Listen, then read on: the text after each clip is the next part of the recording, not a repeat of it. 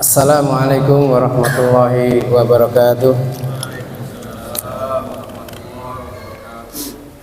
Innal hamdalillah nahmaduhu wa nasta'inuhu wa nastaghfiruh wa na'udzu billahi min shururi anfusina wa min sayyiati a'malina may yahdihillahu fala mudilla lahu wa may yudlilhu fala hadiya lahu. Asyhadu an la ilaha illallah wahdahu la syarika lahu wa asyhadu anna Muhammadan abduhu wa rasuluhu la nabiyya wa la rasula ba'dah. Allahumma salli ala Muhammad wa ala ali Muhammad kama sallaita ala ali Ibrahim innaka Hamidum Majid wa barik ala Muhammad wa ala ali Muhammad kama barakta ala ali Ibrahim innaka Hamidum Majid. Qala Allah ta'ala fi kitabil karim ya ayyuhalladzina amanu taqullaha haqqa tuqatih wa la tamutunna illa wa antum muslimun. Wa qala Rasulullah sallallahu alaihi wasallam syakillah haitsuma kunta wa atbi sayyatal hasanata tampuha wa khaliqin nasa bi khuluqin hasanin. Amma ba'du. Alhamdulillah, marilah kita ucapkan rasa puja dan puji syukur kehadirat Allah Subhanahu wa taala yang mana pada malam hari ini, pada detik ini kita masih diberi rahmat oleh Allah, diberi kesehatan oleh Allah, nikmat kesehatan, nikmat kesempatan, yaitu kita sebagai seorang hamba yang berkewajiban menyembah Allah pada waktu yang ditentukan yaitu maghrib, dan alhamdulillah kita sudah melaksanakan sholat secara berjamaah, dan insya Allah dilanjutkan dengan kajian ilmu yaitu tafsir Al-Quran yang akan disampaikan oleh Ustadz Anas Hadi Wasito. Bapak-bapak dan ibu-ibu, kami segenap dari Lembaga Kajian Islam berterima kasih kepada bapak dan ibu-ibu atas partisipasinya, yaitu berupa minuman ataupun makanan. Semoga Allah memberi balasan yang lebih baik. Bapak dan ibu-ibu, langsung saja karena waktunya terbatas, maka saya serahkan waktu dan tempat pada Ustadz Anas Hadi Wasito. Saya yang sini saja.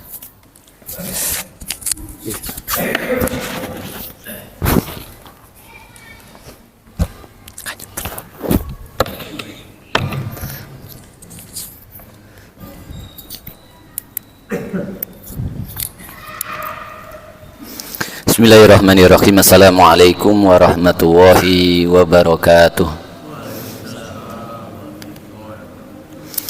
Innal hamdalillah wa bihi nasta'inu ala umuri dunya waddin, wassalatu wassalamu ala nabiyyina Muhammad wa ala alihi wa ashabihi wa man tabi'ahum bi ihsanin ila yaumiddin. Rabbi shrah li sadri wa yassir li amri wa hlul 'uqdatam min lisani yafqahu qawli. Rabbana zidna ilman warzuqna fahman.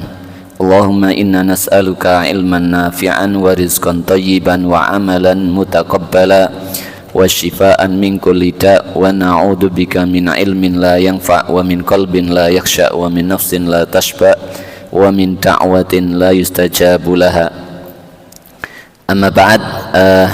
Jazakumullah khairan atas waktunya yang diberikan kepada saya. Jamaah sekalian yang dimuliakan Allah Subhanahu wa taala, kita sampai ya pada kemarin kalimat Rabbil Alamin, Rabb semesta alam. Sedikit kita mengulangi apa yang telah kita pelajari, bahwa yang pertama kemarin kita mendapatkan pelajaran dari Al-Fatihah di ayat yang pertama ini adalah bahwa seorang mukmin itu seharusnya ucapannya dalam setiap keadaan alhamdulillah. Seorang mukmin selalu bahagia, seorang mukmin selalu bersyukur, seorang mukmin faham betul bahwa pengaturnya adalah Allah Subhanahu wa ta'ala. Kalau tidak seperti itu, niscaya seorang mukmin akan malu. Malu sama siapa? Malu sama pepohonan. Malu sama siapa? Malu sama kambing. Malu sama siapa? Malu sama gunung. Malu sama siapa? Malu kepada seluruh makhluk Allah Subhanahu wa ta'ala. Kenapa seperti itu? Karena wa im min syai'in illa yusabbihu bihamdih. Tidak ada sesuatu apapun di alam semesta ini kecuali mereka bertasbih, berzikir dengan menggunakan apa? Bihamdih. Pasti mengucapkan alhamdulillah. Andaikan kita bisa membuat mikrofon untuk pohon dan memperdengarkan ke telinga kita, niscaya yang terucap dari pohon itu adalah alhamdulillah. Kalau kita bisa menerjemahkan bahasa kambing dengan alat menjadi bahasa Indonesia atau menjadi bahasa Arab, niscaya ucapan itu adalah alhamdulillah. Dalilnya apa?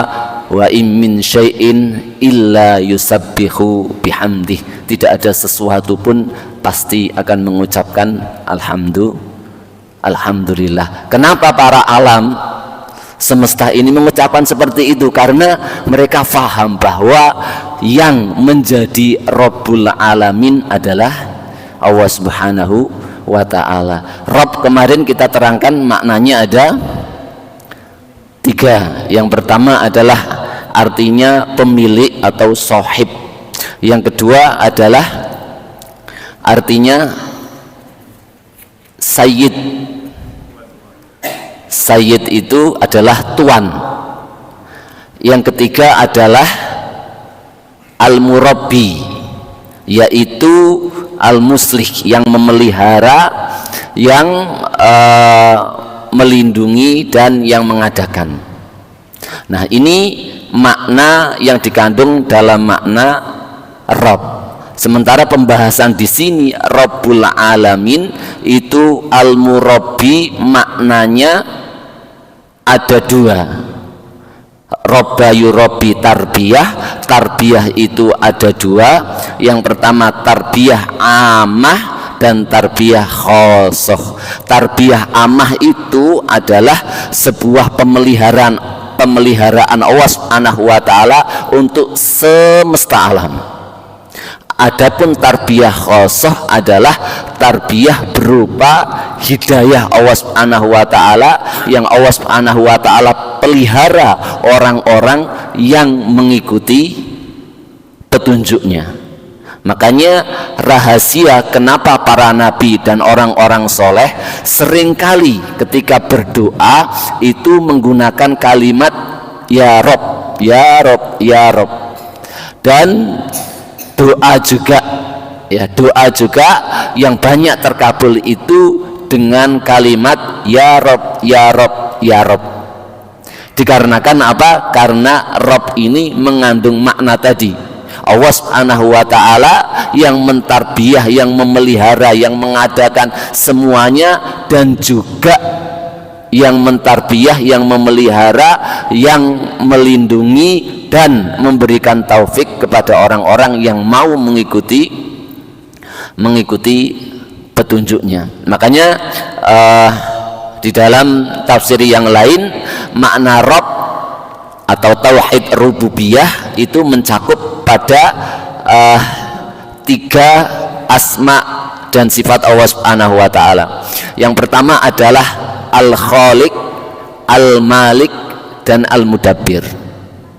Makna Rabb itu bahwa Allah itu al-khaliq, sang maha pencipta. Kemudian yang kedua adalah al-malik, yang memiliki semesta alam ini.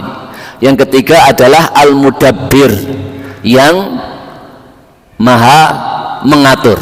Sehingga seluruh asma dan sifat Allah Subhanahu wa ta'ala itu di bawah 3 ini. Allah Subhanahu wa ta'ala menciptakan, pasti juga akan memiliki ar-razik, akan memberikan rizki kepada hambanya. Sehingga terwakililah dengan kalimat Rabb ini. Nah, ini rahasia kenapa para nabi itu ketika berdoa seringkali menggunakan nama Rabb, bukan ya Ilah, ya Rahman. Seringkali menggunakan kalimat Rabb, ya Rabbi. Walaupun doa, kadang doa khusus, misalnya ya walillahil asmaul husna fad'uhu biha. Allah memiliki nama-nama yang baik, maka ketika berdoa panggillah atau serulah atau mintalah kepada Allah dengan menggunakan nama-nama yang baik tersebut. Kalau ingin kaya ya panggillah ya Ghani, yang maha kaya. Kalau butuh kasih sayang panggillah ya Rahman, ya Rahim, ya sebagaimana di dalam doa ya Rahmanad dunya wal akhirah wa rahimahuma. Kalau butuh penolong ya Nasir, wahai sang maha penolong. Tetapi untuk doa secara global dan paling mencakup segalanya, kebaikan dunia, kebaikan rizki, kebaikan harta, kebaikan semuanya, dan termasuk kebaikan hidayah, seringkali ya rahasia para nabi menggunakan kalimat Rabb ini karena mengandung dari semua permintaan tersebut. Bisa dipahami makna Rabb? Nah, dari pemahaman itulah kemudian sikap kita adalah alhamdulillahi rabbil alamin. Kalimat alhamdu ya adalah kalau kita lihat terjemahan di dalam bahasa Arab atau arti dalam bahasa Arab itu adalah sanaun alal jamil. Sanaun alal jamil. Sana itu sebuah pujian kepada sebuah perbuatan yang baik. Itu namanya hamidah yahmadu atau memuji. Orang memuji mesti yang dipuji adalah baik. Kalau ada orang berbuat jelek dipuji, namanya apa?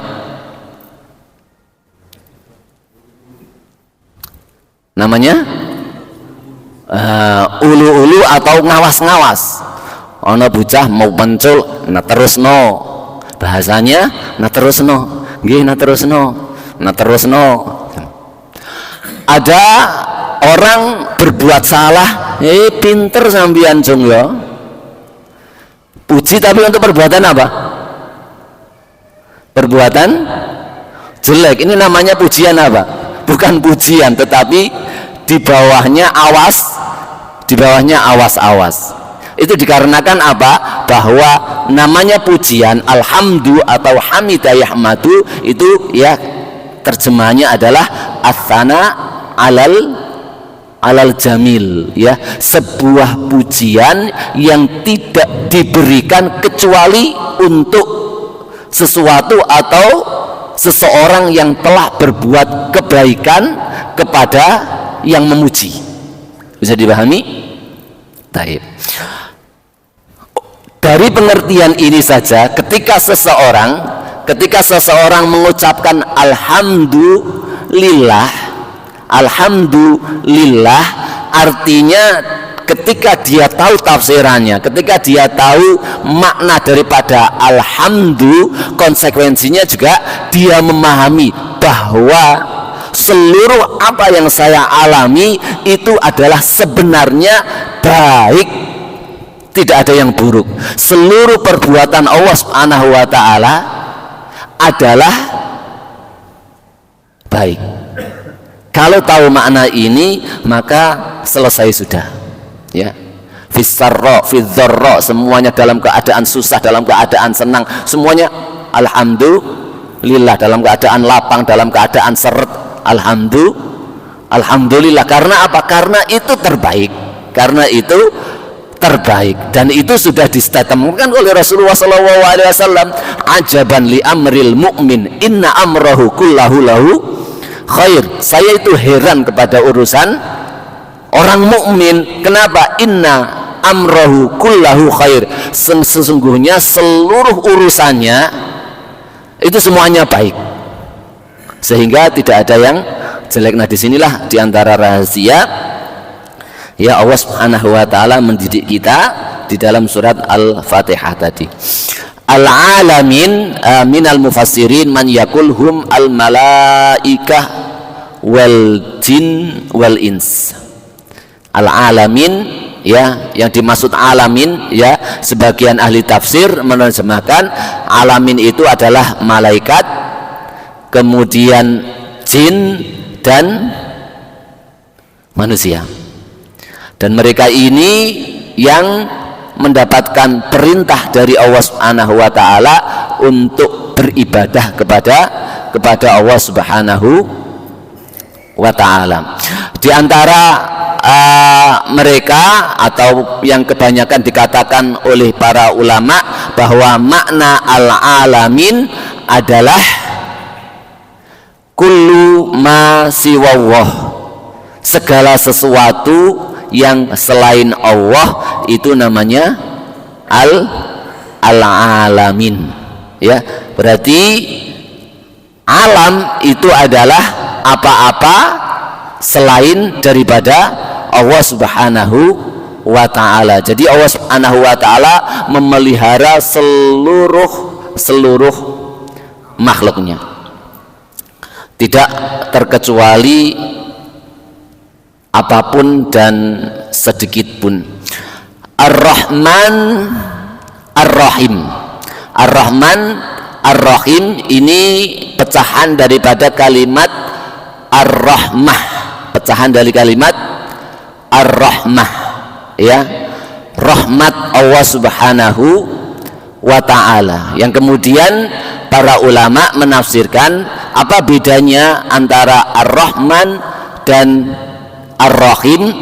Kalau Ar-Rahman li jami'il khalaik, bahwa Ar-Rahman maha rahmatnya Allah itu untuk segenap alam semesta ya. Segenap alam semesta, baik manusia, jin, malaikat, binatang, kemudian pepohonan, bumi, langit, semuanya ini ya mendapatkan rahmatnya Allah Subhanahu wa ta'ala. Sementara makna daripada Ar-Rahim adalah khas bil mu'minin, rahmat Allah yang khusus diberikan oleh Allah Subhanahu wa ta'ala kepada orang-orang yang beriman, yang mengikuti petunjuknya, yang mengikuti petunjuk Allah Subhanahu wa ta'ala dan Rasulnya. Makanya kemudian sebagian ahli tafsir mengatakan bahwa rahmah itu terbagi menjadi dua. Yang pertama rahmah amah, rahmah secara umum untuk semesta alam, dan rahmah khosah, rahmat spesial atau khusus untuk orang-orang yang beriman, yang mengikuti petunjuk Rasulullah Shallallahu Alaihi Wasallam. Yang hendak ingin kita evaluasi di sini ya, jadi ada tafsir dan ada evaluasinya. Dan evaluasinya kita ini ya, ada kitab yang namanya yang berjudul Tikrarul Fatihah Quwwatun Kaminah, bahwasanya dalam mengulangi Fatihah itu ada kekuatan yang maha dahsyat. Itu sangat bagus sekali ya, perlu untuk dikaji. Nah, di situ berupa evaluasi. Di antara evaluasinya adalah bahwa nama Ar-Rahman dan nama Ar-Rahimnya Allah Subhanahu wa ta'ala ini adalah nama yang paling khusus yang dimiliki oleh Allah Subhanahu wa ta'ala. Karena inilah Allah Subhanahu wa ta'ala mengutus Rasulullah Shallallahu Alaihi Wasallam. Karena inilah Allah Subhanahu wa ta'ala menurunkan Al-Quran. Dan karena ini bahkan Allah mengutus seluruh para nabi menegakkan syariatnya, kemudian menyuruh kaum mukminin untuk berjihad melawan orang-orang zalim. Semuanya dikarenakan Allah Subhanahu wa taala ingin menebarkan rahmah, wa ma arsalnaka illa rahmatan lil alamin, dan tidaklah aku mengutusmu wahai Muhammad kecuali adalah untuk rahmat lil alamin. Bahkan seorang muslim, ya, seorang muslim ketika melakukan segala sesuatu itu disyariatkan membaca apa? Bismillah. Di dalam bismillah apa? Ada apa? Ada kalimat ini. Bismillah dengan menyebut nama Allah Subhanahu wa taala. Selanjutnya Ar-Rahman Ar-Rahim. Ini tantangan kepada seluruh dunia yang mengatakan bahwa Islam itu teroris, Islam itu ajaran keras, aliran keras, Islam itu tidak mengenal kasih sayang.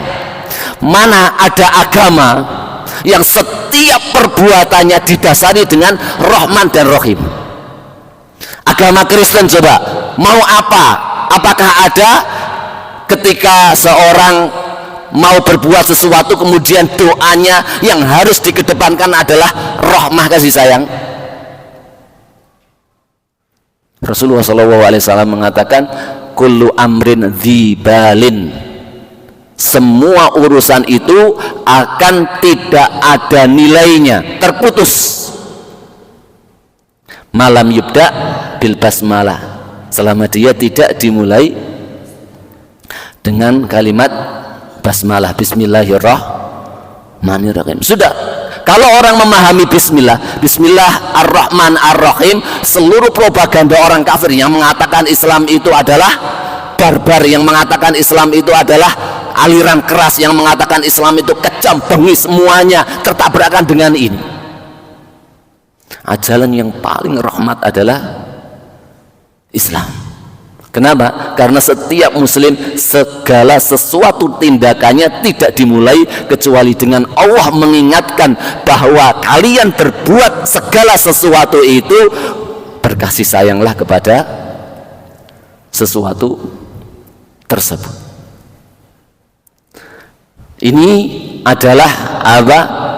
Evaluasi daripada Ar-Rahman Ar-Rahimnya Allah Subhanahu wa ta'ala.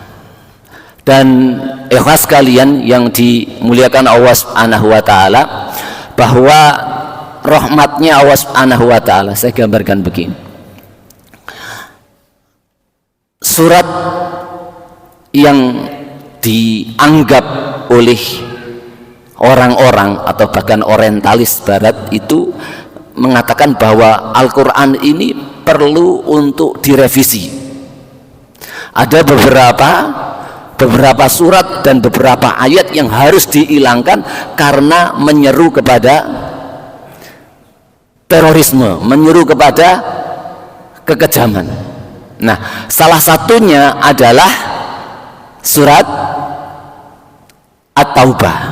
Salah satunya adalah surat At-Taubah. Surat At-Taubah itu memang kalau kita baca isinya mulai dari bara'atum minallahi wa rasulihi ilal ladzina ahadtum sampai pada fa in tawallaw faqul hasbiyallahu la ilaha illa alaihi tawakkaltu wa huwa rabbul arsyil azim. Selesai surat At-Taubah, semua isinya adalah peperangan, tapi peperangan kepada siapa? Peperangan kepada orang-orang yang zalim, peperangan kepada orang-orang yang semena-mena, peperangan kepada orang-orang yang mengumbar hawa nafsunya, peperangan kepada orang-orang yang mau menang sendiri dan tidak mengabaikan rahmatan lil alamin. Yang kedua, bahwa surat At-Taubah yang dikatakan mereka sebagai surat memicu kepada terorisme, bahwa kalimat nama suratnya saja surat At-Taubah, menyeru untuk taubat, membuka pintu. Bahkan di dalam Al-Quran itu tidak ada kalimat taubah yang paling banyak disebutkan dalam Al-Quran kecuali surat At-Taubah. Bahkan tidak ada Al-Quran yang menyebutkan sifat Rasulullah yang sangat penyayang kepada umatnya, kepada umat manusia, kecuali sebagai penutup dalam surat At-Taubah. Laqad ja'akum rasulun min anfusikum. Telah datang seorang rasul dari diri kalian, manusia. Azizun alaihi ma'anitum. Coba. Salah satu sifat Rasulullah SAW itu adalah sangat berat sekali kalau melihat manusia itu menderita, terutama adalah orang-orang mukmin. Sangat berat sekali dia melihat anak yatim, berat sekali melihat fakir miskin, berat sekali melihat orang terzolimi, sakit sekali. Bahkan sampai orang kafir pun kalau itu ya hidup bersama dengan kaum muslimin, mereka sebagai kafir zimmi, Rasulullah SAW mengatakan, barang siapa yang memerangi dan menyakiti kafir zimmi, maka sayalah musuhnya nanti di hari kiamat, walaupun yang menyakiti itu adalah orang muslim. Mana kekejaman dalam Islam? Mana bentuk terorisme dalam Islam? Ar-Rahman Ar-Rahim. Bahkan saking sayangnya Allah Subhanahu wa taala, orang kafir tetap ditunggu oleh Allah Subhanahu wa taala. Setiap hari, bukan orang yang pendosa besar, bahkan orang kafir, bahkan pentolanya orang musyrik pun tetap dipanggil oleh Allah Subhanahu wa taala, kul, katakanlah wahai Muhammad, li ibadiyalladzina asrafu ala anfusihim. Orang-orang yang telah melampaui batas dosanya, dosa kufur paling tinggi, dosa syirik paling tinggi, atau orang mukmin dosa maksiat paling tinggi pun tetap dipanggil oleh Allah Subhanahu wa taala dengan nama ibadi. Katakan kepada hambaku, kulli ibadiyalladzina asrafu, yang telah melampaui batas. Apa kata Allah Subhanahu wa taala? La taqnatu min rahmatillah.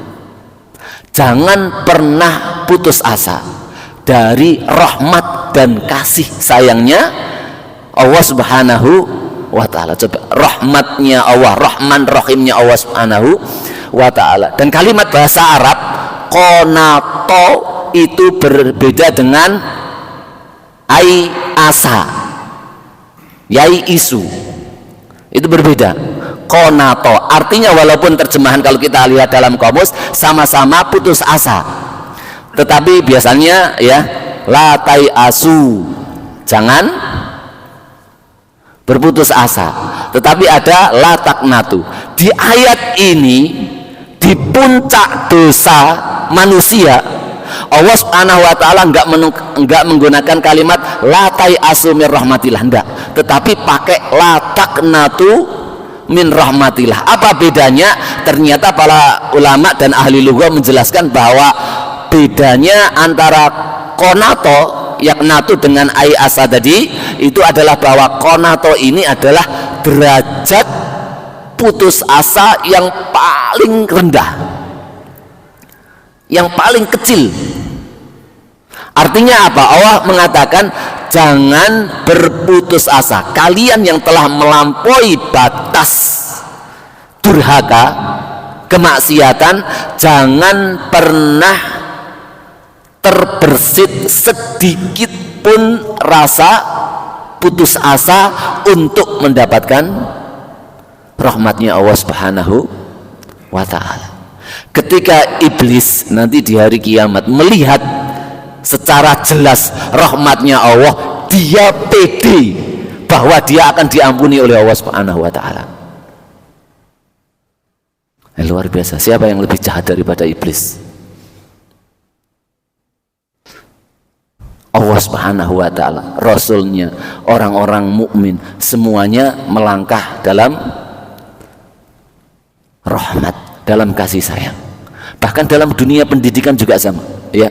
Rasulullah SAW wanti-wanti yang senengane ngepuk muridnya, yang senengane mukul murid. Rasulullah SAW mengatakan apa? Innar rifqa la yablughu ma la tablughu syiddah. Sesungguhnya pendidikan dengan kasih sayang, ngerangkul, nyayangi, komunikasi, nanyai dengan kasih sayang itu ya mencapai sebuah tingkatan untuk menjadikan anak itu berprestasi atau anak itu mendapatkan pendidikan apa yang tidak dicapai dengan kekerasan. Dan itu nyata di dunia pendidikan. Nah, kalau di pondok pesantren bisa tertib, misalnya tertib dengan apa? Hukumannya keras atau pukulan atau pokoknya ketat sekali, bisa tertib, tapi bisa jadi anak itu balas dendam kepada mudabir balas dendam kepada ustadz muda, karena apa? Sistemnya semuanya pakai pukul, anak takut. Tetapi ini dia dapat kebebasan langsung membedugal. Tetapi kalau dengan penuh kasih sayang, komunikasi dan yang lainnya mampu mencapai sebuah derajat untuk menyadarkan seseorang apa yang tidak bisa dicapai oleh kekerasan.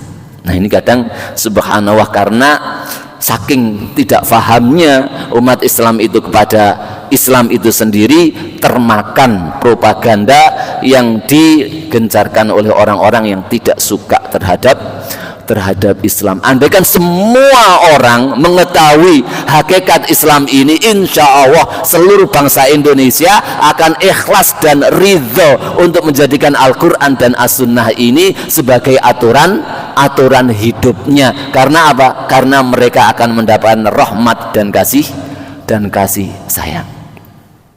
Kemudian yang berikutnya kita bisa membayangkan ya, ketika Rasulullah SAW bersama para sahabatnya ya di dalam sebuah pasukan itu menjumpai seorang ibu yang sedang kehilangan anaknya, ya sudah berminggu-minggu, anak yang dalam susuan. Di hadapan Rasulullah SAW ternyata ibu itu menemukan anaknya. Ketika menemukan anaknya, ya anak itu dirangkul, diciumi, jenengan bisa bayangkan sendiri. Sampai para sahabat terharu melihat kejadian yang dialami oleh ibu itu kepada anaknya. Hampir semuanya sahabat menangis karena terharu dan bahagia melihat kebahagiaan sang ibu menemukan anaknya tadi.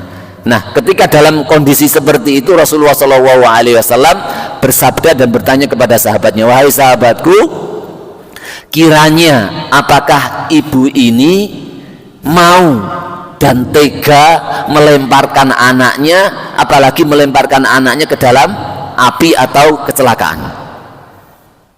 Jawabnya bagaimana? Jenengan sebagai bapak saja, besar mana kasih sayang bapak sama ibu kepada anaknya? Jenengan pulang cari anak atau cari ibu? Kalau ibu mesti cari anaknya. Enggak gitu juga Pak, aku mesti nyari anakku. Ibu itu masya Allah kadang bisa hilang pikiran kalau memikirkan anaknya, apalagi dalam kondisi baru nemu seperti itu. Ya Rasulullah, tidak mungkin ibu yang di puncak kasih sayang ini akan tega melemparkan anaknya, apalagi ke kecelakaan, apalagi ke dalam sebuah api. Maka kemudian Rasulullah SAW mengatakan, wallahu arhamu bi ibadihi min hadhil biwaladiha. Allah Subhanahu wa ta'ala itu lebih mencintai lebih mencintai hambanya daripada ibu ini mencintai anaknya. Coba bisa dibayangkan nggak? Cintanya kita kepada Allah Subhanahu wa ta'ala. Kadang-kadang seringnya kita tidak mampu merasakan cinta kepada Allah Seringnya kita tidak mampu untuk rindu kepada Allah gara-gara kita tidak merasakan ini. Saya tanya kepada jenengan semua, ya, cinta enggak kepada ibu? Oh, cinta sekali. Cinta kepada orang tua, cinta sekali. Kenapa bisa jenengan rasakan? Kenapa jenengan cinta ibu? Kenapa ibu jenengan cinta kepada jenengan? Kenapa jenengan yakin bahwa ibu itu cinta kepada jenengan? Ibu jenengan cinta kepada jenengan? Kenapa? Kenapa Kak Ut? Oh, semua ibu melahirkan. Ono ibu melahirkan langsung tekek anake karena gergeten mbek bapake. Kasih sayang langsung ditujukan kepada seorang anak. Masya Allah.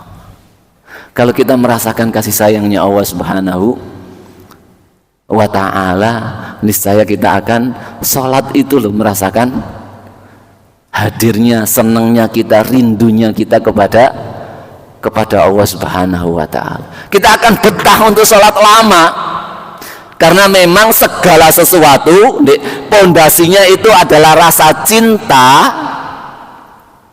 Berjam-jam tidak akan capek, apalagi hanya sholat satu juz.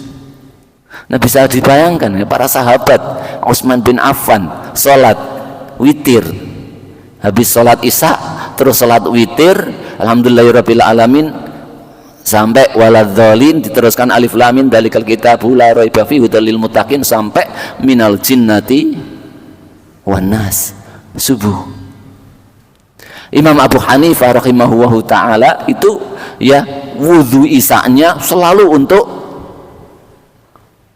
sholat subuh, sementara mazhab Abu Hanifah tidur membatalkan wudhu. Isinya sholat dan belajar, sholat dan belajar, sholat dan belajar. Loh, kok bisa kuat? Apa pondasinya? Karena rasa cinta, ya. Masih ingat dulu ketika masih jahiliyah lagi seneng anak tonggo, janjian notuban dulu yang pernah, nek saya nggak pernah. Wah, itu waktu terasa cepat sekali dilalui. Kenapa? Karena ada rasa cinta dan ridho, dan ternyata di dalam ibadah yang kita ya ada komponen di dalam ibadah. Yang pertama adalah mahabbah, kemudian rojak dan khauf. Tingkatan yang tertinggi adalah mahabbah, dan ini rahasia kenapa para nabi itu kok betah-betah berdua-duaan dengan Allah Subhanahu wa ta'ala, karena didasari dengan rasa cinta. Nah, cintanya Allah Subhanahu wa ta'ala kepada kita melebihi cintanya ibu kita kepada diri kita, atau bahkan melebihi cintanya kita kepada diri kita sendiri. Hari ini yang hadir di sini bisa saya tanya, ya, jenengan cinta istri-istri jenengan? Cinta semua, insya Allah cinta semua. Tapi ketika saya tanya, lebih cinta mana jenengan kepada diri jenengan dengan cinta jenengan kepada istri jenengan? Lebih cinta mana? Lebih cinta istri. Masya Allah, ini cinta sejati ini Kak Budi ini. Itu ya. Nah, waktu biasanya anak-anak pacaran yang baru pacaran bong gombal, Bobi, saya siap berkorban untukmu. Allah itu ini. Tapi subhanallah ya, kita akan mencintai diri kita. Tetapi uniknya ya, bahwa Allah Subhanahu wa ta'ala lebih mencintai diri kita daripada diri kita mencintai diri kita sendiri. Sebesar apa kasih sayang Allah Subhanahu wa ta'ala? Saya tanya lagi ya, yang hadir di sini, kira-kira misalnya jenengan nanti di akhirat masuk surganya itu, masuk surganya jenengan atau masuk nerakanya jenengan, itu lebih senang mana keputusan itu di tangan ibu jenengan atau di tangan Allah Subhanahu wa taala? Kira-kira seneng mana? Umpama di tangan ibu jenengan, kira-kira ibu jenengan akan memberikan keputusan Cak Dimas kira-kira masuk neraka atau masuk surga? Kenapa? Karena saya paham ibu saya sayang kepada. Kalau misalnya ditanya balik, seneng mana? Keputusan surga neraka kita itu ada di tangan Allah Subhanahu wa taala ataukah di tangan kedua orang tua kita? Di tangan Allah Subhanahu wa taala. Dan itu yang dikatakan oleh para salafus saleh. Seandainya keputusan surga dan neraka itu dikasihkan pilihan apakah diberikan kepada kedua orang tua atau kepada Allah, niscaya saya memilih bahwa keputusan itu ada di tangan Allah Subhanahu wa taala, karena saya tahu bahwa Allah sangat mencintai saya melebihi ibu bapak saya, bahkan melebihi cinta saya kepada diri saya sendiri.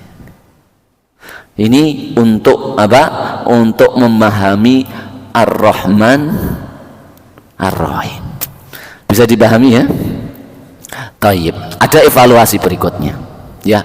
Kenapa kita kemudian ya sikap kita, hidup kita di dalam segala sesuatu tindakan yang kita alami itu harus mengucapkan alhamdulillah. Tadi membaca alhamdulillah, coba kita perhatikan alhamdulillah. Kenapa kok selalu bersyukur? Kenapa kok selalu engkau puji Allah Rabbil Alamin? Karena dia pengaturku. Bagi yang tidak tahu, Rabbul Alamin, Allah Rabbul pengatur semesta alam. Nah, gimana mengaturnya? Kok sampai saya alhamdulillah? Dialah Allah Ar-Rahman Ar-Rahim, yang kasih sayangnya sedemikian rupa tadi yang telah kita bahas. Kalau kita melihat kasih sayang seperti itu, maka kita akan bisa membandingkan, mana mungkin Allah Subhanahu wa taala mentakdirkan sesuatu itu tidak baik kepada diri kita. Sebagaimana kita insya Allah tidak pernah bersuudzon kepada ibu kita, bahwa ibu kita itu akan berbuat jahat kepada kita dan akan mencelakai kita. Ada di antara kita yang suudzon seperti itu? Walaupun mungkin kadang-kadang seorang ibu itu akan berbeda pendapat. Ya, mungkin saya pingin sekolah sini, kemudian ibu pingin memasukkan saya sini. Ibu ini tidak sayang sama saya, tidak menuruti saya. Mungkin kita pingin beli sepeda motor, ibu enggak boleh, bisa jadi.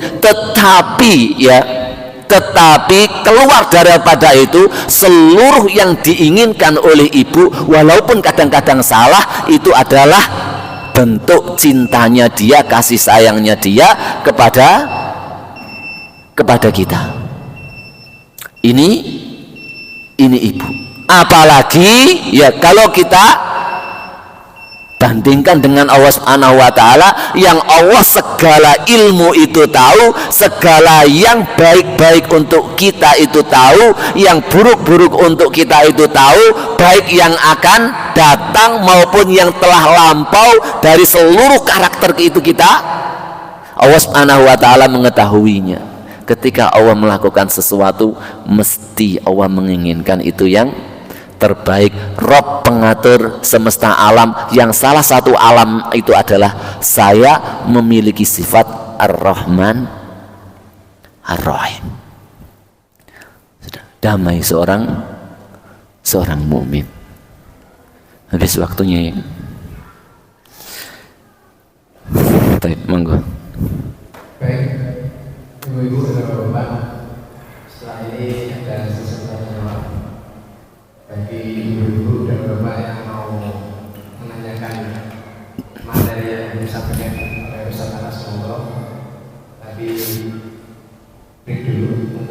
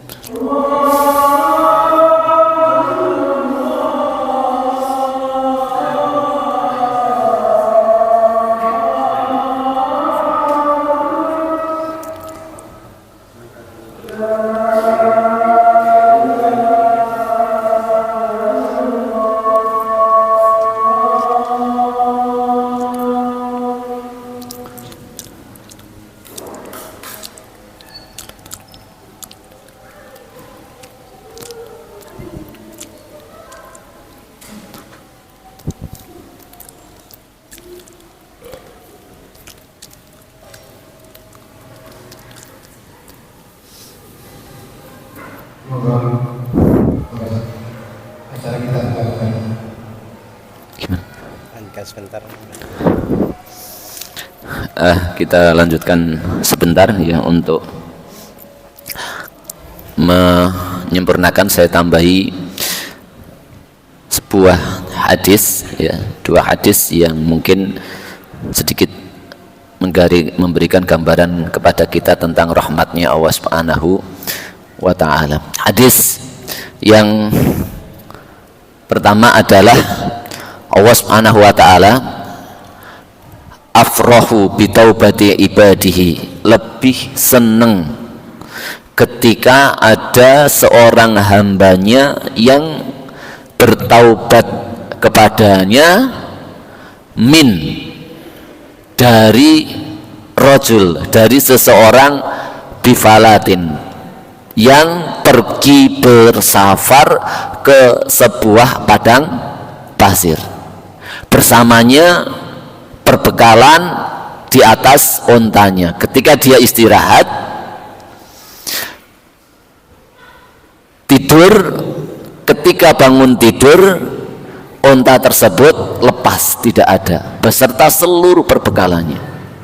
Kalau di padang pasir itu enggak ketemu, maka tidak dijumpai kecuali kematian, menunggu kematian. Dia cari ke sana ke sini, tidak menjumpainya. Akhirnya karena sudah putus asa, dia gali lubang di pasir menunggu kematian sambil sendagep. Dia tertidur, kemudian bangun. Ketika bangun menjumpai ontanya di atasnya, seluruh perbekalannya. Saking gembiranya kemudian dia mengatakan, alhamdulillah, segala puji bagi Allah, ya Allah, engkau hambaku dan aku Tuhanmu. Kebalik mengucapkannya, saking gembiranya hamba di puncak kebahagiaan, yang sudah awalnya putus asa mati gali kuburannya sendiri, ternyata menemukan kehidupannya. Saking bahagianya tidak nyadar apa yang dia ucapkan. Allah Subhanahu wa ta'ala lebih gembira ketika melihat hambanya kembali bertaubat kepada dirinya. Kita bandingkan dengan kasih sayang seorang ibu, betapa menanti-nantinya Allah kepada orang-orang yang bermaksiat kepadanya, kepada orang-orang kafir. Betapa menantinya kapan mereka akan bertaubat. Kalau ini, kasih sayang ini diberikan oleh Allah Subhanahu wa ta'ala kepada orang-orang ahli maksiat, penantian ini diberikan oleh Allah Subhanahu wa ta'ala kepada ahli maksiat, bagaimana penantiannya kepada orang-orang yang selalu menjaga sholat? Bagaimana penantian dan kasih sayangnya bagi orang-orang yang selalu istiqomah di dalam taklim, mengkaji ayatnya, yang berusaha terus mencari keridhoannya. Yang kedua, ketika ya setiap hari, kullu sabihi kulli yaumin, di setiap pagi itu ista'dzanal bahru ila rabbiha. Setiap pagi, setiap hari laut izin kepada Allah Subhanahu wa ta'ala untuk menimpakan airnya kepada penduduk bumi karena kemaksiatan yang dilakukan oleh manusia.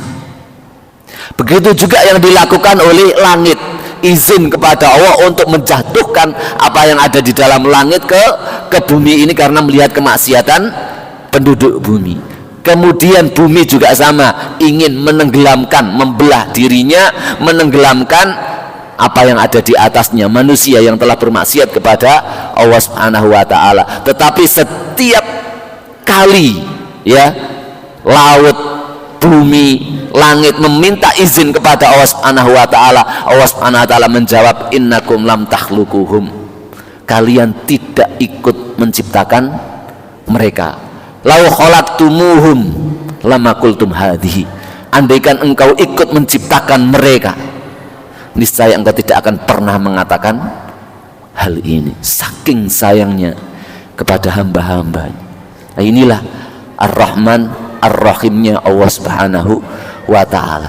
Dan rahmat seperti itu sampai Allah Subhanahu wa ta'ala mengutus seluruh rasulnya, sampai mengorbankan para rasul dan nabi demi untuk memberikan rahmat yang paling agung kepada umat manusia berupa Al-Quran dan As-Sunnah. As-Sunnah ini agar supaya di muka bumi ini tidak ada kezaliman yang terjadi.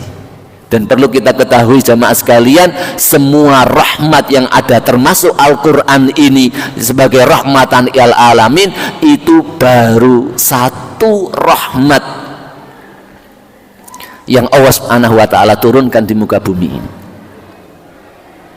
Allah Subhanahu wa ta'ala memiliki 100 rahmat, dan baru satu Allah turunkan untuk menciptakan alam semesta ini dan seluruh isinya. Kasih sayang ibu kepada anaknya, kasih sayang hewan-hewan kepada anak-anaknya, kemudian seluruh hubungan yang ada kasih sayang, ada cinta kasih, semuanya itu masuk satu dari rahmat Allah Subhanahu wa ta'ala. Dan kasih sayang terbesar ini masih masuk satu dalam rahmatnya Allah Subhanahu wa ta'ala. Bagaimana dengan yang 99% yang Allah simpan nanti untuk hari kiamat? Maka pembahasan setelahnya adalah Maliki Yaumiddin, yang merajai hari pembalasan. Wallahu a'lam bishawab.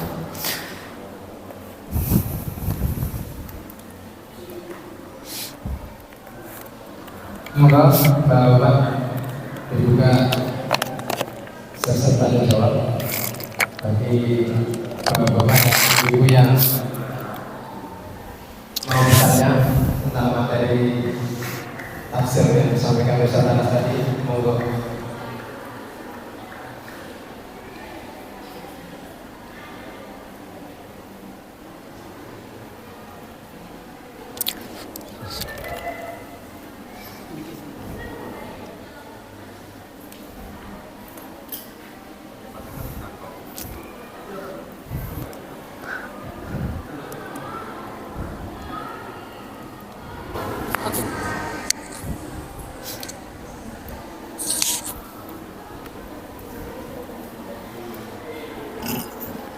Assalamualaikum warahmatullahi wabarakatuh. Waalaikumsalam.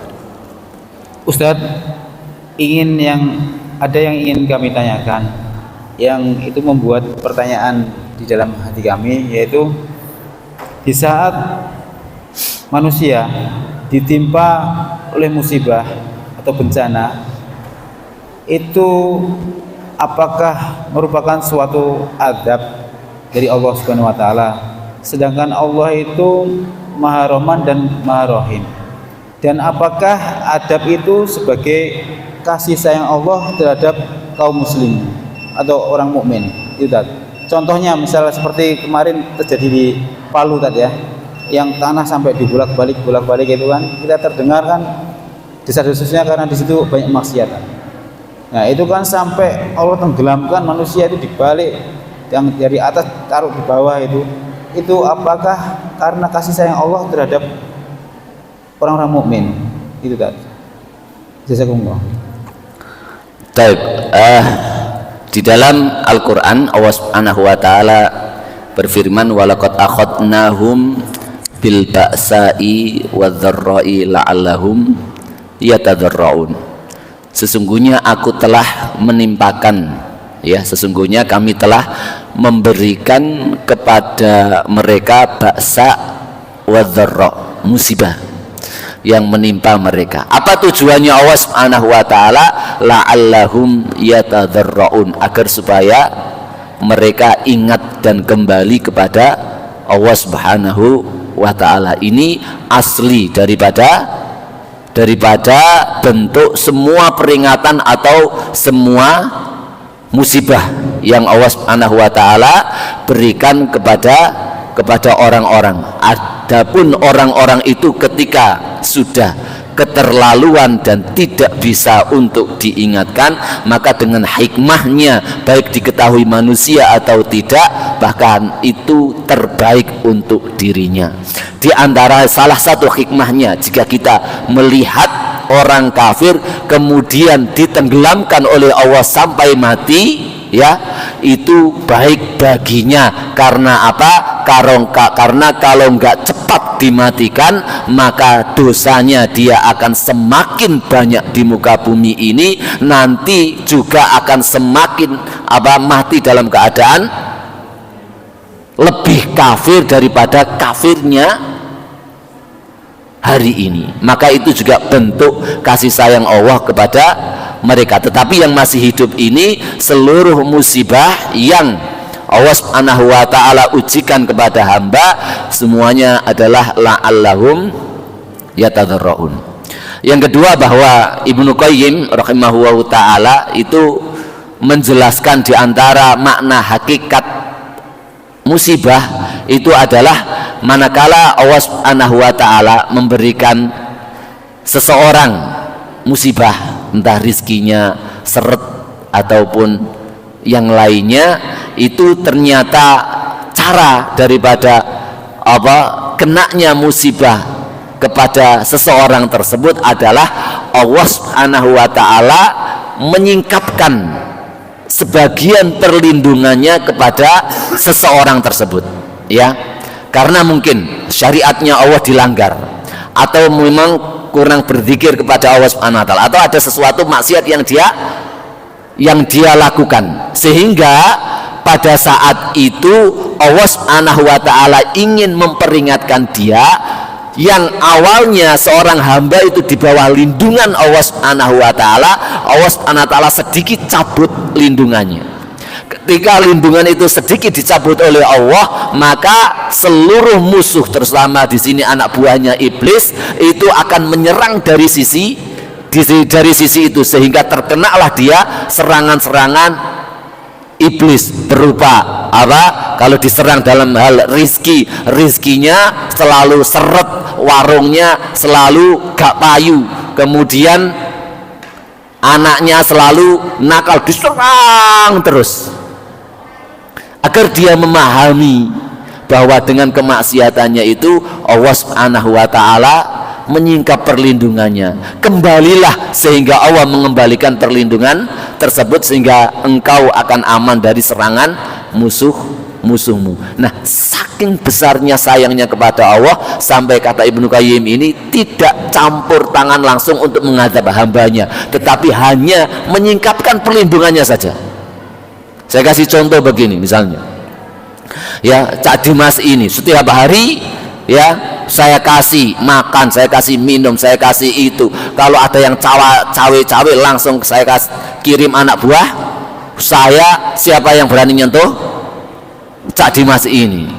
Terus dia kemudian, Dim, tolong ini itu kan, saya minta tolong pada dia. Akhirnya apa yang terjadi? Saya antem dia, enggak, karena saya sayang sama dia. Cuman saya apa akhirnya, engkau nih di konoi wong meneh jarobe.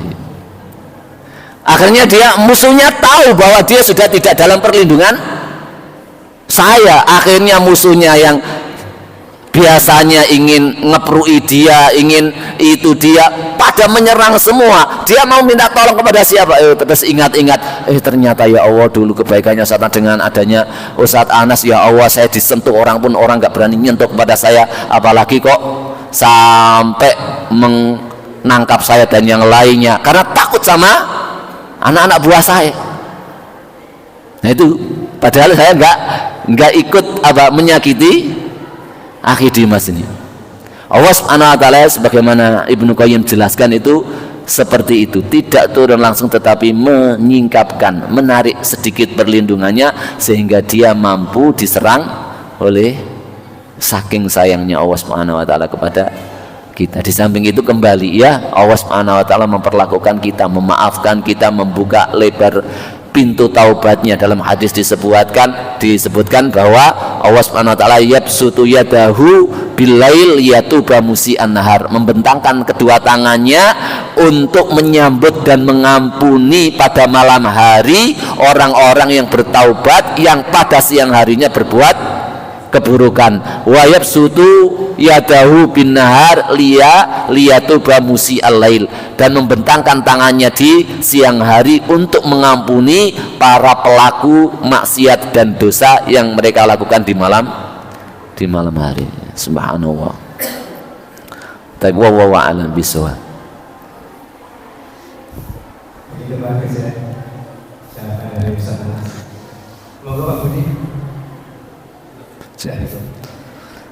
Baik,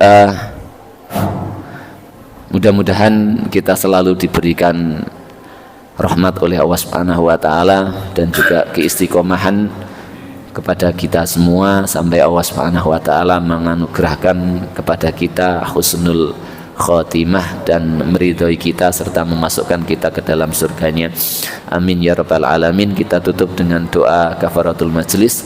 Subhanaka Allahumma wa bihamdik asyhadu an la ilaha illa anta astaghfiruka wa atubu ilaik. Wa billahi taufiq wal hidayah wa ridha wal inayah. Wassalamualaikum warahmatullahi wabarakatuh. Bapak dan Ibu, tadi penjabaran dari Ustaz Anas, apa yang disampaikan Ustaz Anas tadi semoga menjadi tambahan ilmu bagi kita, ilmu yang bermanfaat. Dari saya sebagai pembawa acara, kalau ada kata yang kurang berkenan bagi Bapak dan Ibu, juga saya kata-kata yang sah dari saya sendiri, maka saya minta maaf yang sebesar-besarnya. Dari saya mengucapkan Assalamualaikum warahmatullahi wabarakatuh.